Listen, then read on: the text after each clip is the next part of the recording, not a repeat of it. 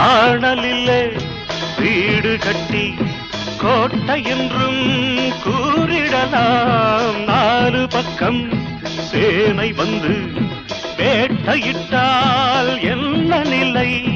தந்திரத்தில் குள்ளநரி குள்ளநரி, மந்திரத்தில் வீழ்வதில்லை. முன்கதை உன் பக்கம், பின்கதை என் பக்கம்.